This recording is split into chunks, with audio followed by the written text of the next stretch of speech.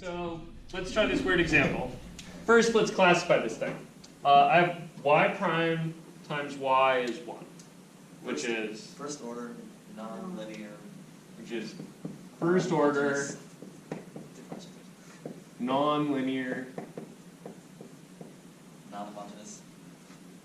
Probably that phrasing gets weird with non-linear, right? No, true. So like if it's non-linear, I don't know. I guess I'm a little confused as to what the part that I'm looking for that would make it homogeneous or non-homogeneous is. Yeah. But yeah, I feel like probably you're right. Probably would call it non-homogeneous. At the very least, it's non-linear, and it's a differential equation. So let's try to solve it. So I guess I'd do the trick that I showed you the other day. So we do y times dy over dx is 1. And then what was the trick I showed you the other day? Multiply by dx. Sure. Multiply by the dx like you're a nut bar. Right? So you got y dy is dx. Boom. And then you slap a squiggle on both sides. Multiply both sides by a big S. Put it on the big eater. Exactly. Get out the D eater. And then you got over here. It's much faster this way. We were just speculating whether you had optimized that problem at all. Alright, so I got y squared over 2 Yeah, equals, equals. Almost there's Yeah. 2 possible X. solutions for this thing. and then you're gonna solve for y. Wait, hang Plus on. C. Plus C. Come on. Alright, multiply by dose. Yeah. And then multiply 3 by 2.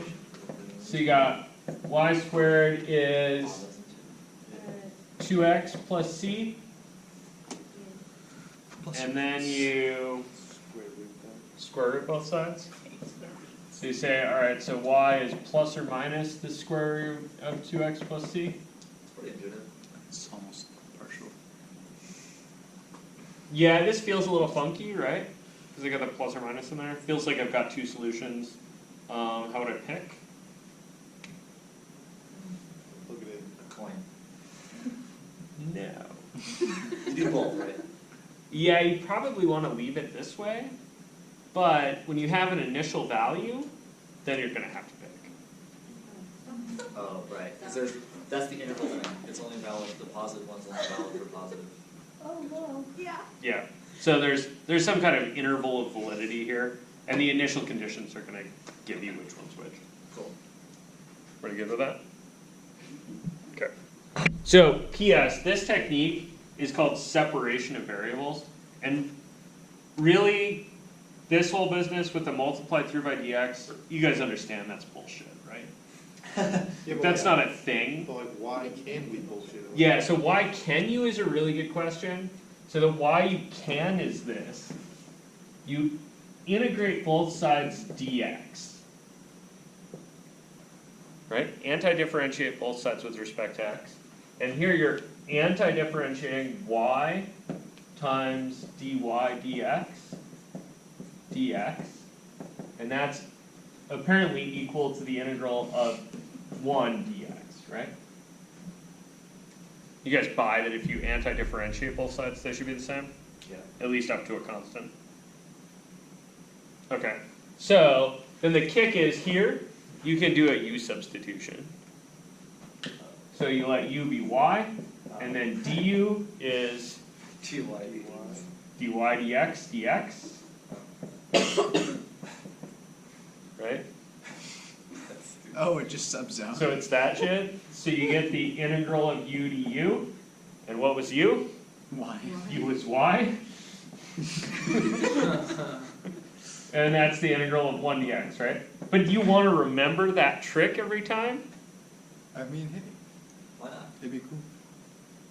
Well, I mean, you can. Go for it. Like, if that's the trick you want to use, go for it. Most people find it easier, instead of flipping through the u substitution, just to multiply through both sides by dx and slap a squiggle on there. But the chain rule is really the thing in the background. You guys all understand that u substitution is just the chain rule backwards, right? Really? That's cool. Oh shit, I thought I said that in cut through. Yeah, the use substitution that you know and love is just a chain rule backwards. Same thing with integration by parts. Yeah. Integration by parts is just a product rule Leave backwards. voodoo. Yep. Isn't method of partial fractions the quotient rule backwards? Partial fraction decomposition is not. Partial fraction decomposition is a weird thing. It's projection onto a basis in a function space. Oh, that's so cool.